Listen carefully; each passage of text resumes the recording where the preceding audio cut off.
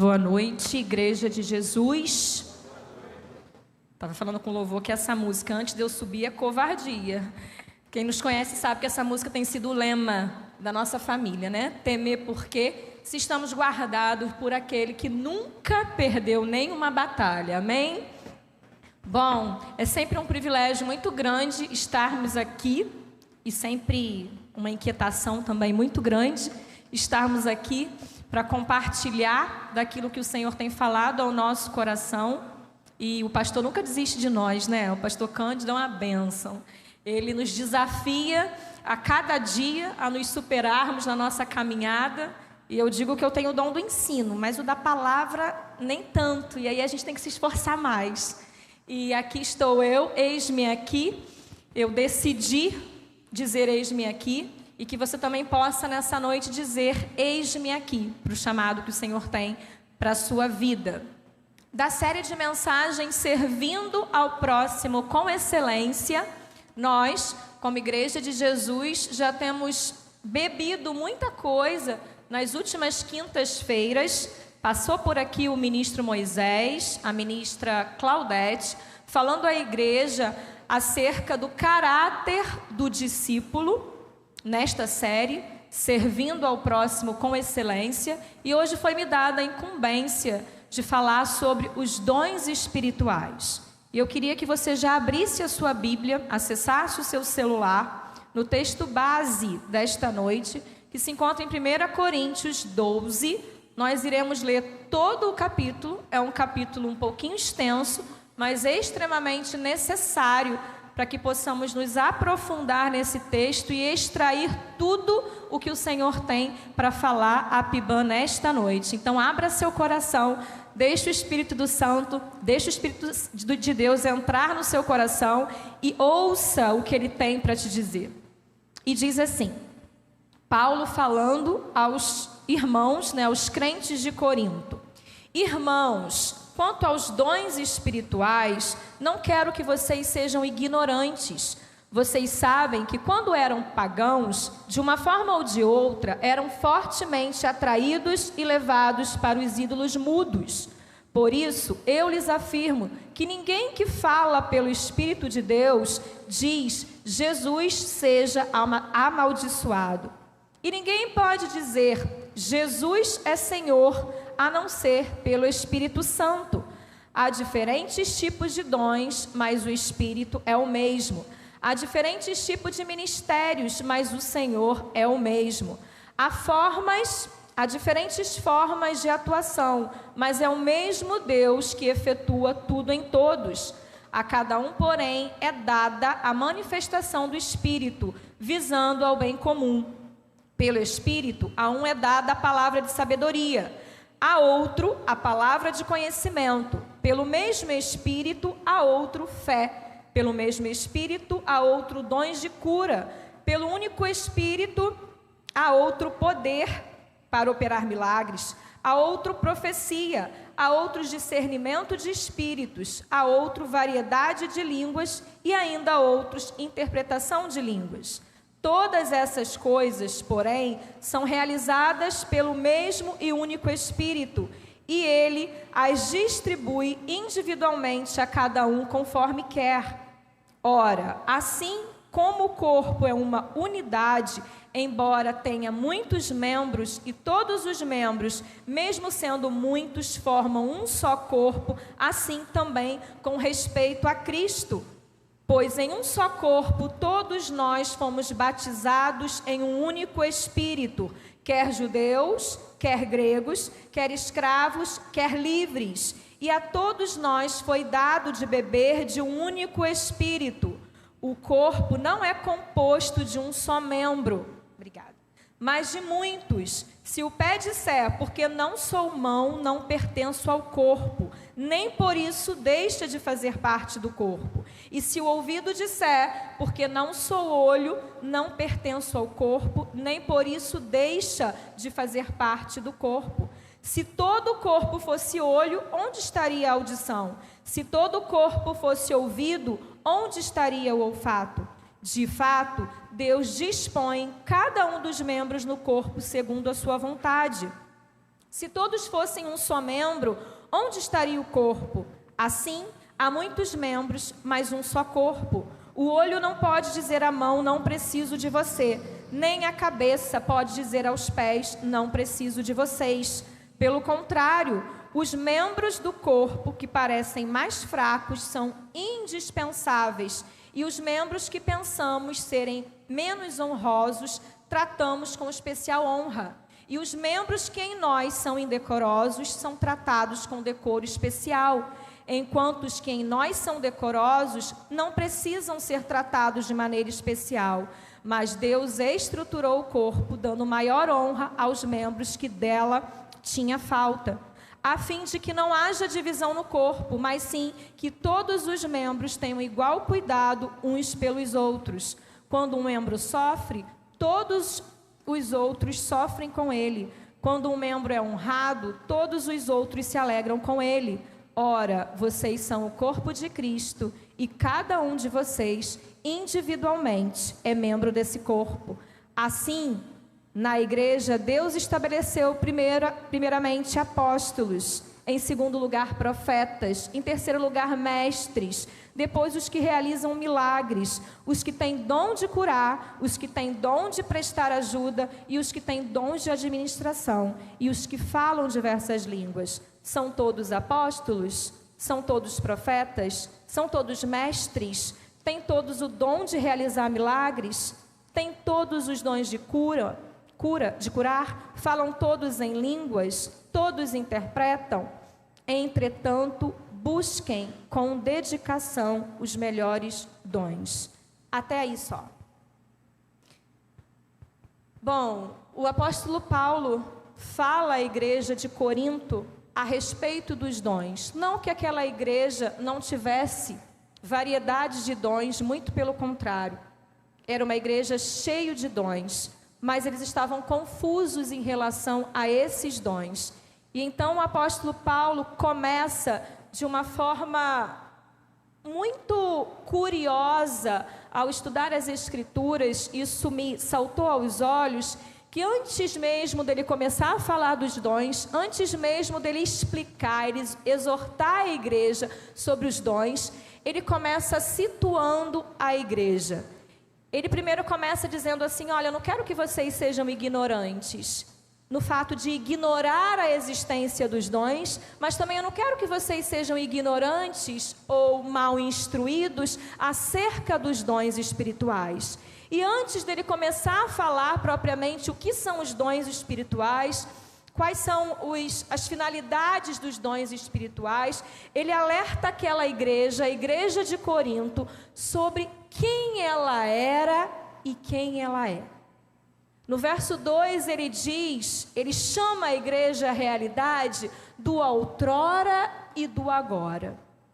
Antes de começar a estabelecer qualquer conexão para que eles entendessem o lugar deles no corpo, o apóstolo Paulo começa instruindo: quem são vocês agora?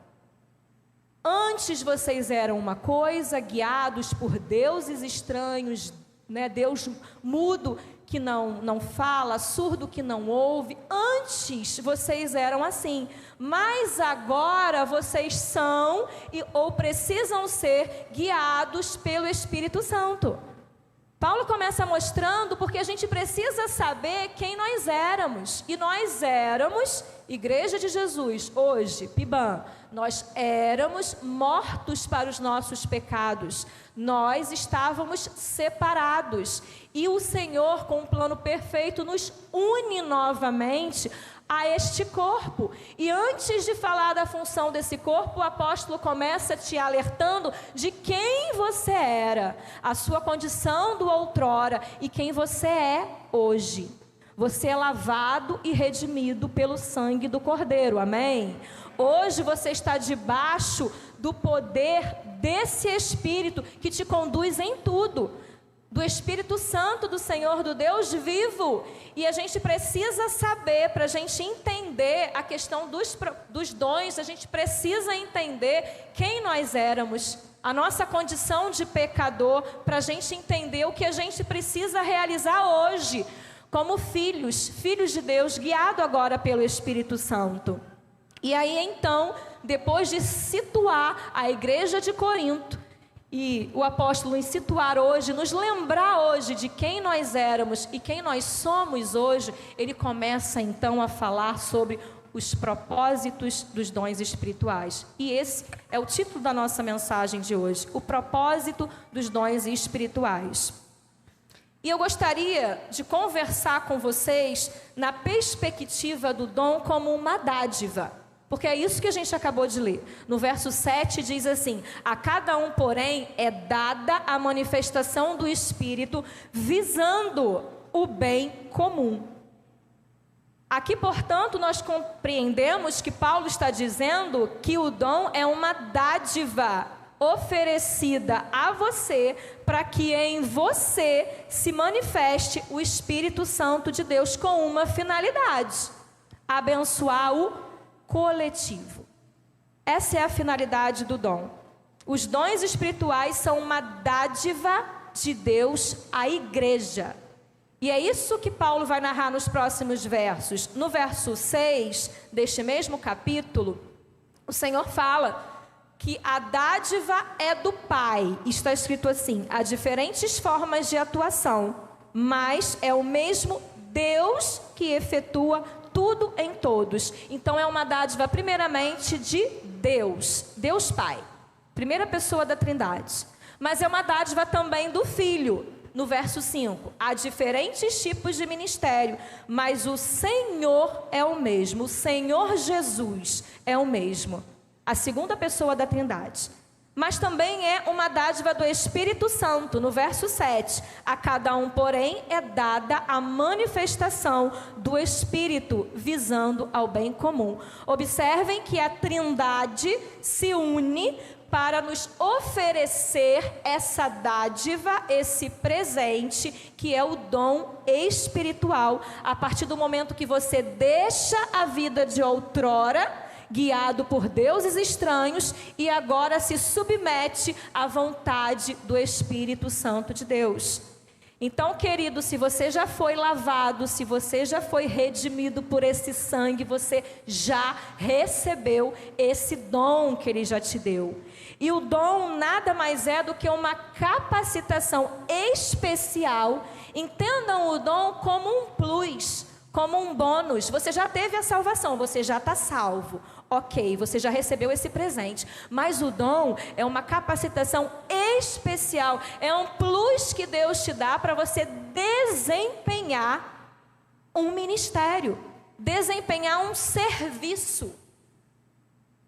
Consegue pensar nessa magnitude? Você já foi muito abençoado, o sangue já foi vertido por você, você já é salvo. Só que agora você tem privilégio de receber um bônus para em você ser manifesto o poder de Deus para abençoar outras pessoas.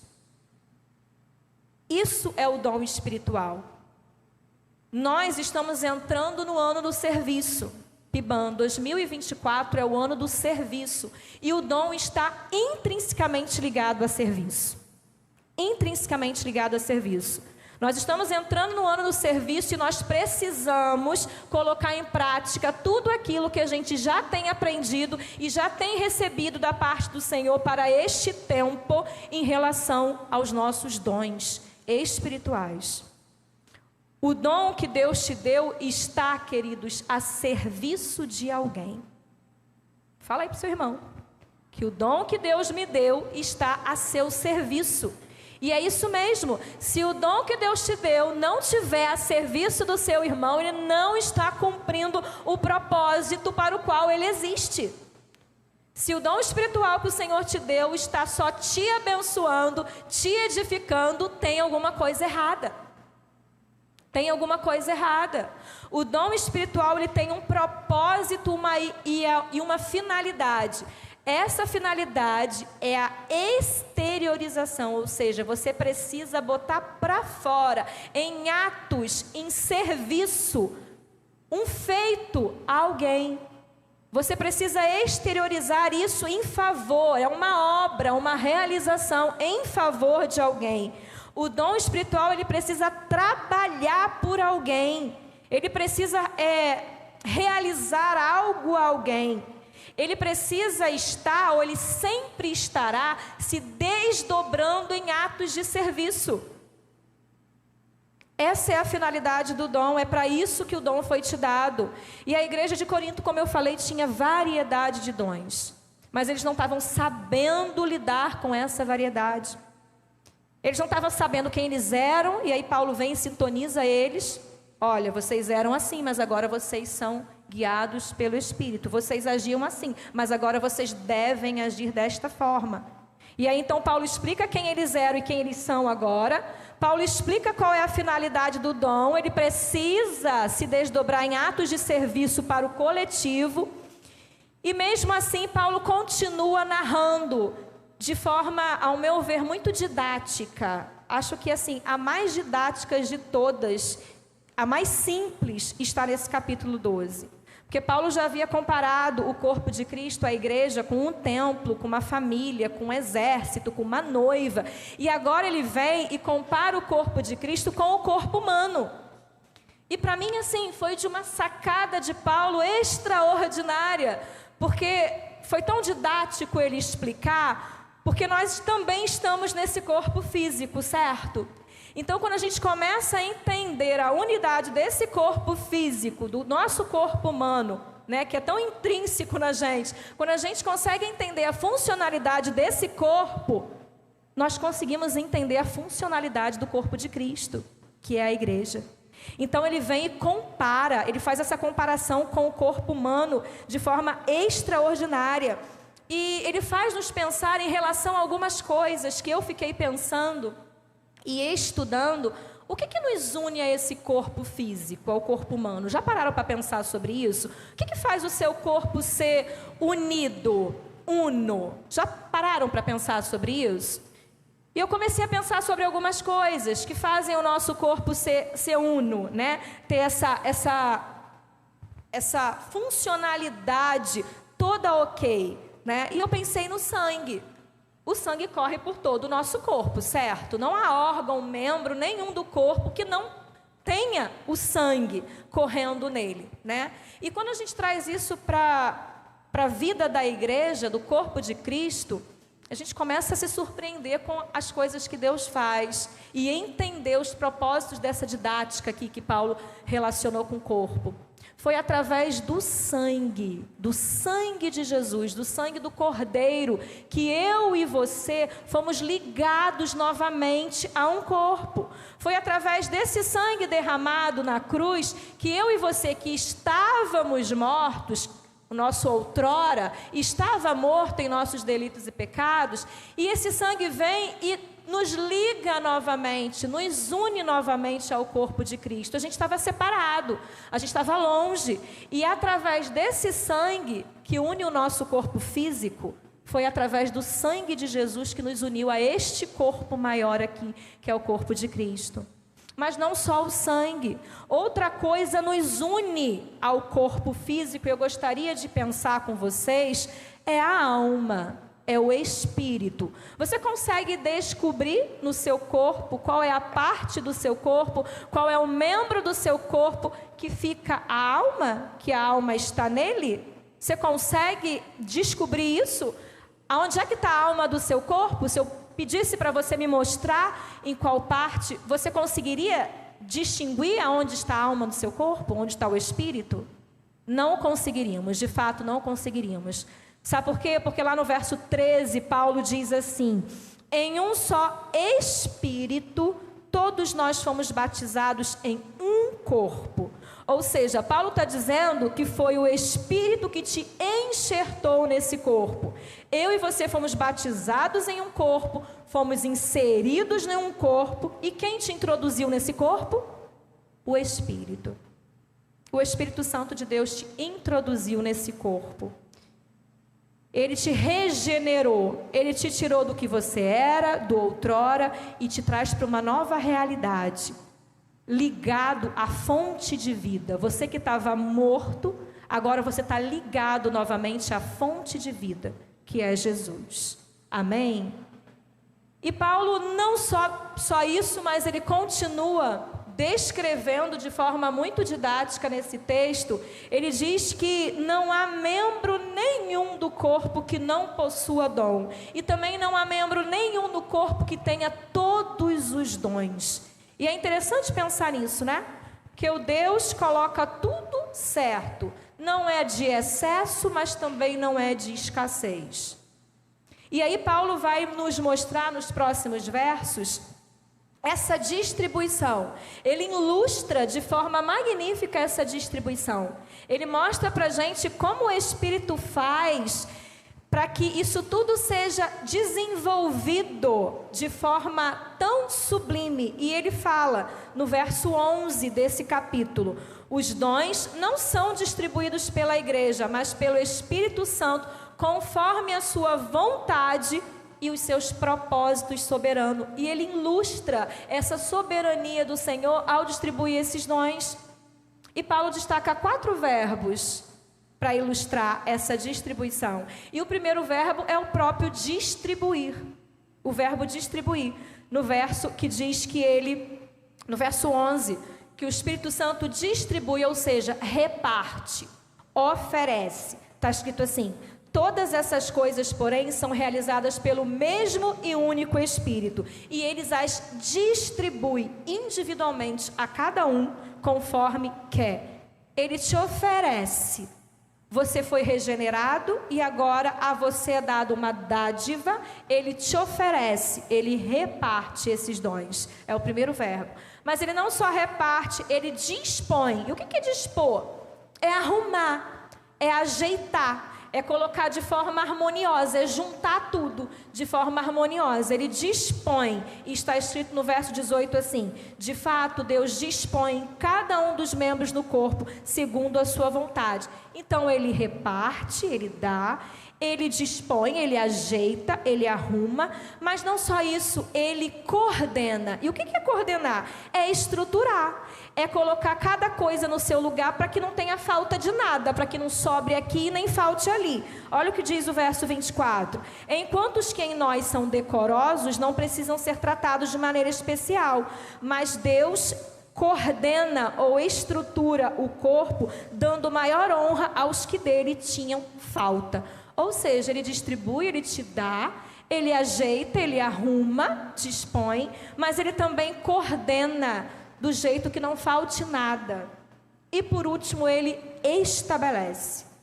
O que é estabelece? Ele determina, que está no verso 28. Assim, na igreja, Deus estabeleceu, primeiramente, apóstolos, segundo lugar, profetas, em terceiro lugar, mestres, depois os que realizam milagres, os que têm dons de curar, os que têm dons de prestar ajuda, e os que têm dons de administração, e os que falam diversas línguas. Percebam que do começo ao fim do processo é Ele. Do começo ao fim do processo é o Espírito Santo. Paulo está dizendo aqui para a gente que não tem nada a ver com a gente. Não tem nada a ver com a gente. Do começo ao fim é Ele. É Ele que dá, que distribui, é Ele que dispõe, que ajeita, é Ele que estrutura, que vê aonde falta e aonde, e é Ele que determina. Paulo está dizendo aqui que não tem nada a ver com a gente, que do começo ao fim é tudo pelo Espírito Santo, pela soberania do Espírito Santo. Paulo está dizendo aqui, portanto, que não há motivo algum para ninguém se exaltar. Não há motivo algum para ninguém se vangloriar de fazer parte disso, porque foi tudo feito por Ele e para Ele. Amém, queridos? Ele é o cabeça desse corpo e esse corpo necessita dessa unidade plena com todos os outros membros que o compõem. Ele é o cabeça e eu e você fomos enxertados novamente nesse corpo com um propósito e uma finalidade. E o propósito e a finalidade está no verso 12, que diz assim: ora, assim como o corpo é uma unidade, embora tenha muitos membros, e todos os membros, mesmo sendo muitos, formam um só corpo, assim também com respeito a Cristo. O que ele está falando aqui, queridos? Paulo está dizendo aqui que apesar de sermos muitos, nós somos ligados a Ele. E a finalidade? Se parecer mais com Ele. Se parecer mais com Ele. Porque tem a ver com Ele, não tem a ver comigo e nem com você. Tem a ver com Ele. E a finalidade é sermos mais parecidos com Ele. Então Deus te dá um presente, te dá uma dádiva. E esse presente é a evidência do próprio Espírito Santo em você, te fazendo corpo com Ele. É um privilégio. É um privilégio ser um com Ele, fazer parte com Ele, ser guiado por Ele, ser coordenado por Ele. Ele é o cabeça. Mas não é só isso, Paulo continua dizendo, e diz que ele estabelece tudo para que não houvesse divisão no corpo. Sabia das nossas inclinações, né? Sabia. Dessas inclinações que a gente até já sabe quem a gente era, até já sabe quem a gente é, mas vira e mexe a gente vai caindo.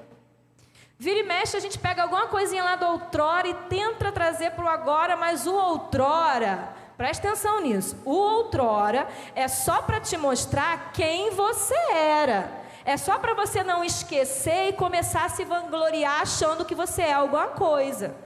O outrora é só para isso. Não é para vir e mexe a gente ir lá e pegar alguma coisinha do outrora e trazer para o agora. Porque com outrora ficaram algumas atitudes, né? Ações nossas que tinham que ficar mesmo. Mas o agora requer outras atitudes. O agora requer outras realizações, outros feitos práticos, outros serviços prestados. Amém? E aí Paulo continua nos alertando que há 4 questões importantes no decorrer do texto. E agora a partir do verso 15. Paulo quer explicar essa mutualidade do corpo, ou seja, essa troca recíproca que precisa haver no corpo, e ele separa 4 questões importantes que a gente precisa refletir nessa noite. A primeira delas é o perigo da inferioridade.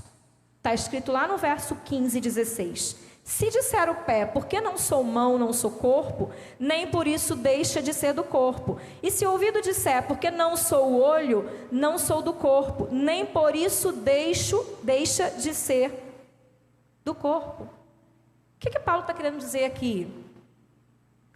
Se você se considera menos a ponto de achar que não serve para nada, você está colocando em descrédito a obra do Espírito Santo. Paulo está dizendo aqui para a gente que a gente precisa ter um cuidado entre os 2 limites. O primeiro perigo é o de inferioridade. Ah, porque eu não tenho esse dom, eu não quero servir no corpo. Ah, mas aquele dom é melhor e eu não sei fazer isso. Quando você questiona isso, você coloca em descrédito a própria unidade do corpo de Cristo. Você coloca em descrédito a obra que o Espírito Santo quer fazer por intermédio da sua vida no corpo. Cuidado com o complexo de inferioridade. Você é único no corpo, você é singular no corpo, você tem lugar certo no corpo. E eu já queria aqui abrir um parêntese e falar sobre o perfil de servo. Se você ainda não fez, se você não achou o seu lugar no corpo, se inscreva. O próximo será em março, se eu não me engano. Claudete e Moisés depois me corrijam. Mas se você não sabe o seu lugar no corpo, há um lugar certo para você no corpo. No lugar certo, com as intenções certas e com a motivação certa. Descubra qual é o seu dom. Não se sinta diminuído em relação a nada, porque você tem um lugar no corpo. Você tem um dom. Você foi dotado, a você também foi dispensada essa dádiva. Não desperdice a dádiva. Então, cuidado com esse perigo de inferioridade. Mas o outro extremo, que é o segundo perigo, é o perigo de superioridade. E aí é o outro extremo. É outra parte da moeda. E Paulo fala assim: não podem os olhos dizer à mão, não precisamos de ti, nem ainda a cabeça aos pés, não preciso de vós. Pelo contrário, os membros do corpo que parecem ser mais fracos são necessários. Queridos, na igreja do Senhor não há espaço para disputa, nem vaidade. O complexo de inferioridade é ruim, mas o de superioridade também. Porque você se sente tanto que você acha que você não depende de nada nem de ninguém.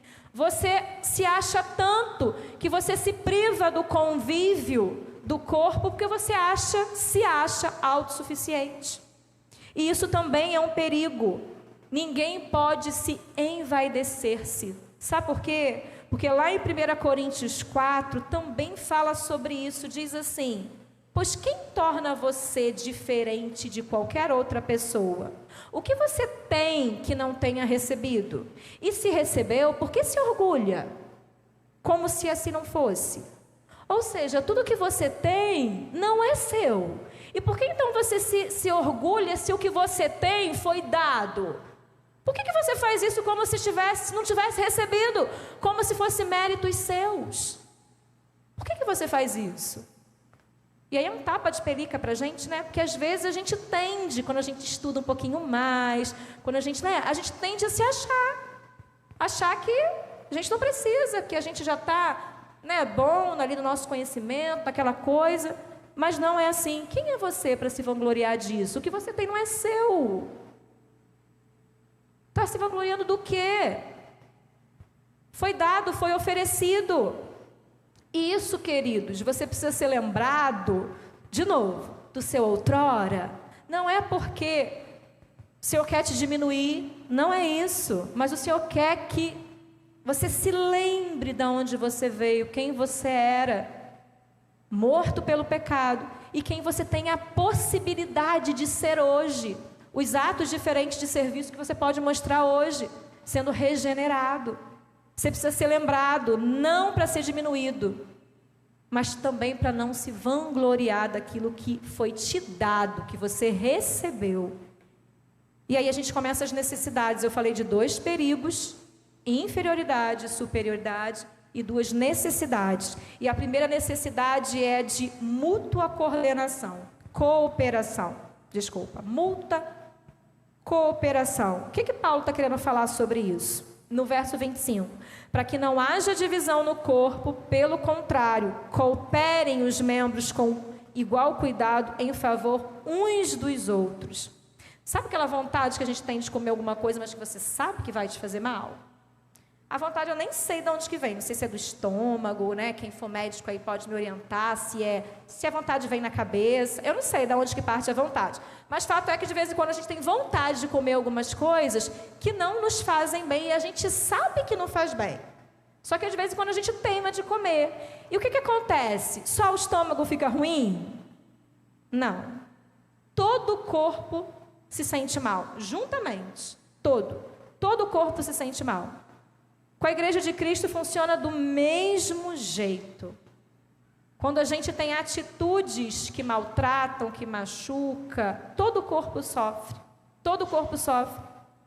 E aí, na igreja, a nossa condição precisa ser buscar formas de cooperação mútua. Formas de cooperar, de ajudar, de abençoar, de elevar. Porque faz parte do nosso corpo. Faz parte do nosso corpo. A gente não está disputando nada, queridos. Não é um campeonato.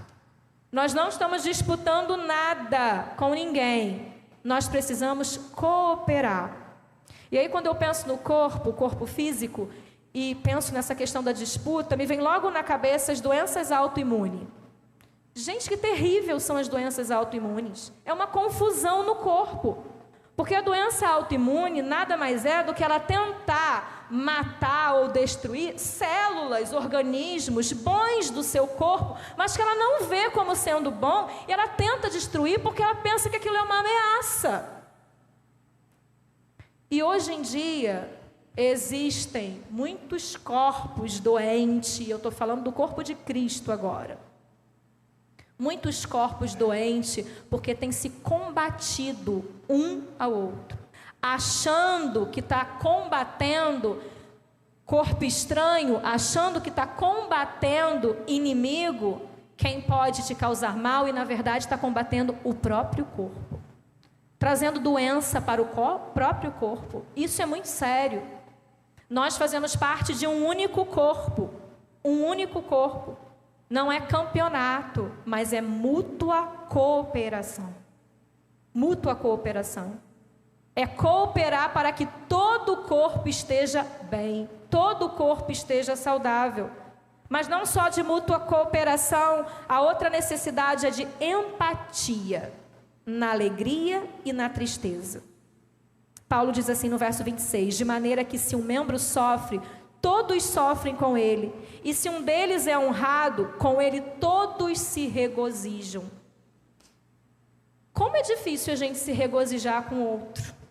Pesquisas mostram que a gente tende até a chorar com os outros. A gente até consegue se compadecer, né? A gente chora, a gente vê a pessoa sofrendo e a gente tem mais disponibilidade de sofrer com os que sofrem. Mas como é difícil, são poucas as pessoas que se alegram quando um outro é honrado. A gente tem sempre aquilo na mente, né? Podia ser comigo. Era eu que podia estar assim, recebendo isso ou fazendo aquilo. Era comigo que aquilo poderia ter acontecido. Como é difícil a gente se alegrar com os que se alegram. Mas a necessidade que Paulo coloca aqui é da empatia, tanto na alegria quanto na tristeza. Nós não estamos disputando, como eu falei, quem é mais o talentoso, quem é o mais dotado, quem é o mais espiritual. Nós estamos unidos a um corpo, ligados em um corpo, em um único Espírito, para que em nós se manifeste o Espírito Santo de Deus. Eu quero concluir nessa noite te mostrando o que te compete. Nós já vimos aqui que a gente precisa ser lembrado do nosso outrora e do nosso agora. Nós já vimos aqui que nós somos hoje lavados e redimidos pelo sangue do Cordeiro, e esse sangue nos trouxe de volta à vida, e essa vida não é só vida eterna para a gente desfrutar lá na eternidade, mas a nós também foi dado uma dádiva, um presente, e esse presente precisa se desdobrar em atos de serviço em favor de alguém. A gente já aprendeu que o nosso dom precisa estar a serviço de alguém. Se não for assim, não tem o porquê de existir. Nós já vimos que a gente tem perigos quando se trata desse corpo. Cuidado com a inferioridade. Você é único, você é especial. Mas cuidado com a superioridade, porque o que você tem, você recebeu, foi de graça, foi dado. Nós temos duas necessidades, a gente precisa se cooperar, a gente precisa estar em cooperação o tempo todo. Eu coopero com o meu corpo quando eu faço uma atividade física, porque aí meu colesterol abaixa, porque aí a roupa entra, porque aí o coração trabalha melhor. A gente faz essas coisas com o nosso corpo físico. Precisa ser feito com o corpo de Cristo também, queridos. E a gente precisa ter empatia em relação aos outros. E qual é o nosso papel, então? O que nos compete diante de tudo isso? Paulo quer nos orientar, os crentes da PIBAN nessa noite. Ouça o que o Senhor tem para falar. Você tem uma responsabilidade no que tange aos dons. E veja comigo, vai estar escrito aí. A responsabilidade que temos é de corresponder de forma correta à ação do Espírito Santo em nós, através do dom que foi nos dado. Eu vou repetir. A responsabilidade que temos é corresponder de forma correta à ação do Espírito Santo em nós, através do dom que foi nos dado. Amém? Paulo quer nos orientar a isso. O Paulo está falando o tempo todo de empatia. E eu termino com o último verso. A equipe de louvor pode subir. Caleb pode me auxiliar aqui no teclado. Eu quero terminar com esse último verso de 1 Coríntios 14, 5, que diz assim: gostaria que todos vocês falassem em línguas, mas prefiro que profetizem. Quem profetiza é maior do que o que fala em línguas, a não ser que as interprete, para que a igreja seja edificada. Ele fala isso no 5, e lá no finalzinho do capítulo, no 23, ele explica porque ele está falando isso. E ele fala: assim, se toda a igreja se reunir e todos falarem em línguas, e entrarem alguns não instruídos, outrora, quem ainda não foi regenerado, ou descrente, não dirão que vocês estão loucos? Mas se entrar algum descrente ou não instruído, quando todos estiverem profetizando, ele por todos será convencido de que é pecador e por todos será julgado, e os segredos do seu coração serão expostos. Assim, ele se prostrará rosto em terra e adorará a Deus, exclamando: Deus realmente está entre vocês. Queridos, é para isso que o dom foi nos dado, para que os outros vejam que Deus está entre nós. Foi para isso que o dom foi te dado, para que em você seja manifesto o poder de Deus através do serviço, do dom que Ele quer que exerçamos. Paulo está falando aqui, gente, de empatia em todo esse verso. É sermos empáticos e olhar as necessidades dos outros. Falar em línguas edifica você, mas profetizar edifica o corpo todo. Ele está falando de empatia. Ele está dizendo que quando se profetiza no ambiente das manifestações dos dons que Deus dá, todo mundo é abençoado. E aqui eu não estou falando só do dom de profecia mesmo, não. Eu estou falando de todos os dons. Quando você exerce esse seu dom no coletivo, você tem a possibilidade de mostrar até para quem não professa a mesma fé que a gente, o poder desse Deus. E o verso diz que quando a gente faz isso, essa pessoa tem a oportunidade de se converter. Essa pessoa tem a possibilidade de ser convencido do seu pecado, olhar para dentro de si, expor o seu coração, como a palavra diz, e assim ele prostrará o rosto em terra e adorará a Deus e ainda exclamará: Deus realmente está entre vocês. É para isso. O nosso serviço precisa estar à disposição de alguém, a serviço de alguém, para que as pessoas vejam em nós o Deus que nós servimos. Em nós o Deus que nós servimos. Os dons são inspirações que Deus dá ao homem, para que o homem corresponda e participe. Os dons são inspirações do Senhor. São capacitações especiais para que você desenvolva e corresponda, participando. Você está conseguindo entender o que o Senhor quer falar com você nesta noite? Nós temos um ano do serviço pela frente. Nós já temos bebido, aprendido muito da parte do Senhor sobre esse assunto. Agora precisamos colocar em prática. Precisamos desdobrar o nosso dom em atos de serviço e realizações aos outros. Somos filhos amados do Senhor e a nossa responsabilidade precisa ser corresponder a esse presente, buscando sempre os melhores dons. E os melhores dons têm a ver com cooperação mútua cooperação. Os melhores dons têm a ver com empatia. E os melhores dons têm a ver com amor. O apóstolo Paulo termina o verso 12 dizendo que nos mostraria um caminho ainda mais excelente. E esse caminho que ele disse é o amor. O capítulo 12 termina assim. E aí o 13 já vai te introduzir, e eu te desafio como um exercício de casa, leia o capítulo 13 de 1 Coríntios. Que ali Paulo vai descrever tudo sobre o amor. São 13 versículos apenas, e ele vai falar sobre o amor. Ele mostraria um ministério mais excelente para a gente. E esse ministério mais excelente tem a ver com amor, tem a ver com coordenação, com mútua cooperação, tem a ver com empatia por todos. Eu queria te convidar nessa noite, se você está entendendo o chamado que o Senhor tem para você neste ano de 2024, a aqui na igreja ou em qualquer outro lugar que você tiver, que você se coloque de pé no seu lugar, mas não porque eu estou pedindo, não porque os outros vão ver, mas se você está entendendo que você até agora não tem exercido da magnitude desse propósito, dessa finalidade, deixe o seu outrora, agora a gente está falando de agora.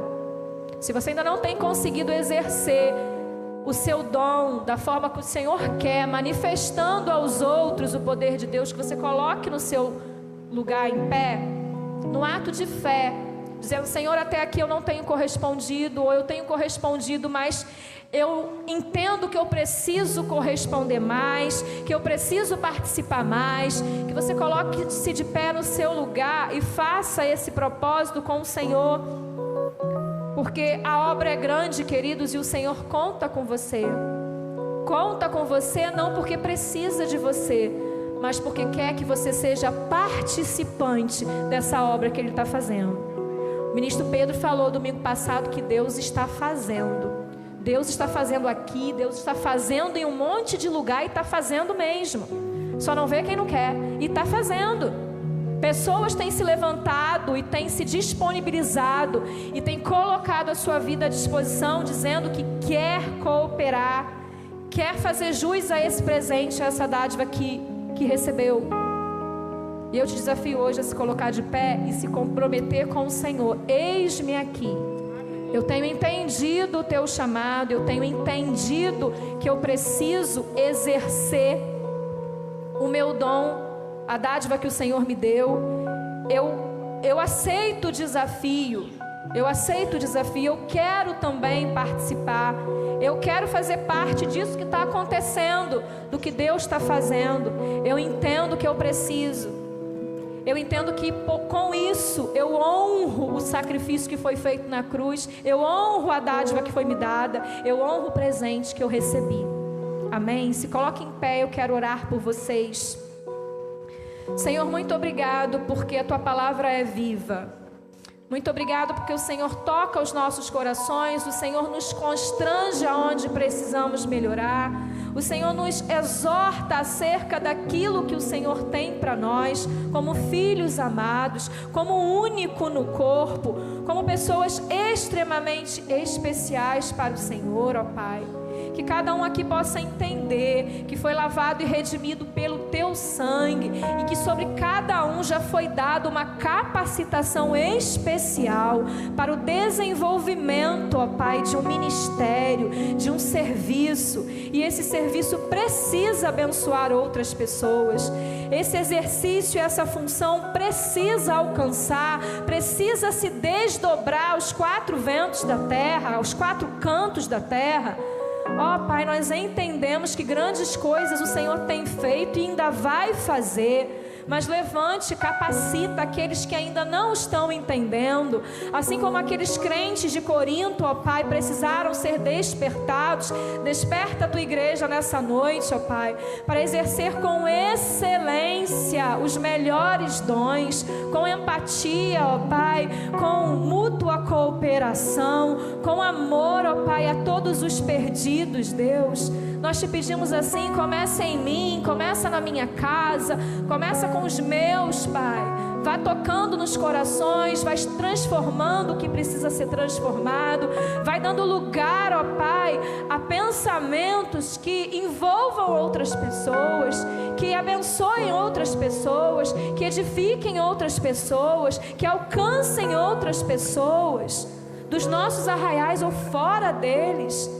Que os perdidos possam entrar aqui e ver em nós, através das manifestações dos dons que o Senhor nos concedeu, ver em nós que o Senhor está realmente nesse lugar. Pai, é para isso que nós estamos aqui, é com essa finalidade que o Senhor nos chamou.